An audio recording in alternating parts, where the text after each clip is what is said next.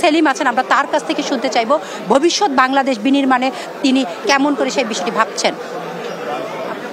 অল্প সময়ের ভিতরে এই কাজটাকে করতে হবে এবং এইটা একটা গণ আন্দোলনের পটভূমিতে যেহেতু এই অন্তর্বর্তী সরকার গঠিত হলো, তার হাতে কিন্তু এরকম কোনো অধিকার নেই যে দীর্ঘমেয়াদী একটা কর্মসূচি নিয়ে এসে হাজির হবে।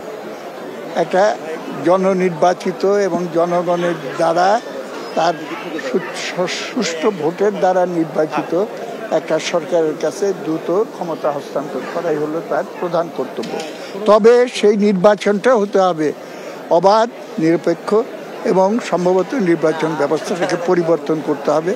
আমি ব্যক্তিগতভাবে প্রপোর্শনাল রিপ্রেজেন্টেশন সিস্টেম চালু করার পক্ষপাতী এবং আরও আমাদের এইগুলো অ্যামেন্ডমেন্ট আছে।